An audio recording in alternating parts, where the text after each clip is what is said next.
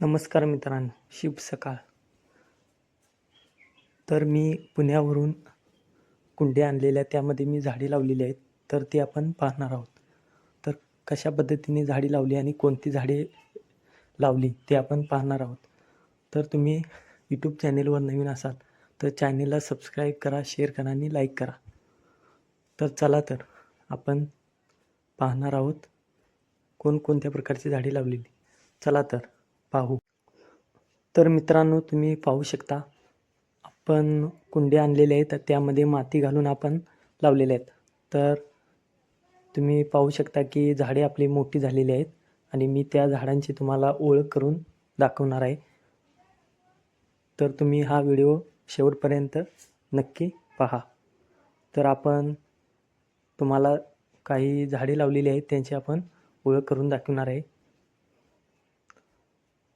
चला तर आपण ओळख करू.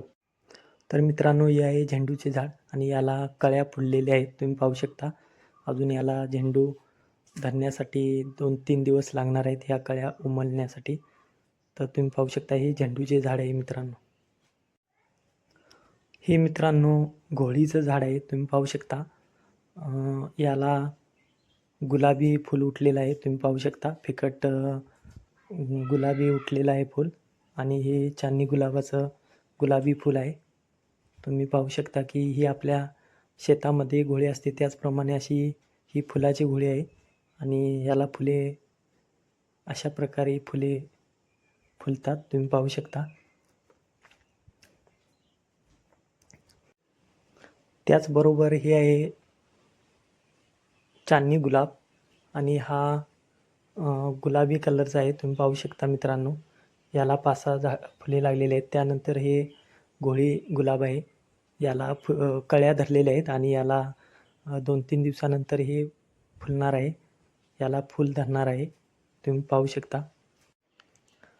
त्याचबरोबर मित्रांनो, या कुंडीमध्ये गवती पात आहे आणि त्यामध्ये जी छोटी-छोटी झाडे दिसतात ती पेरूची बी टाकलेली आहे आणि ती पण आलेली आहेत.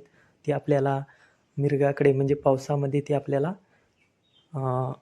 वापरण्यात मिळणार आहे आणि ही गवती पात आहे. तुम्ही पाहू शकता. तर हे झाड मित्रांनो तुळशीचे आहे. तर तुम्ही पाहू शकता की घरासमोर आपल्याला आपल्या तुळस असते प्रत्येकाच्या समोर. तर तसंच हे तुळशीचं झाड आम्ही लावलेलं आहे. तर अशा प्रकारे आम्ही त्या कुंड्यांमध्ये झाडे लावलेली आहेत. झाडे लावायला कुणाकुणाला आवडतात आणि फुले कुणाकुणाला आवडतात ते कमेंट करून मॅसेज करा, कमेंट करा आणि आपापल्या घरासमोर किंवा घराशेजारी झाडे लावा. जर हा व्हिडिओ आवडला असेल तर चॅनेलला सबस्क्राईब करा, शेअर करा आणि लाईक करा. धन्यवाद.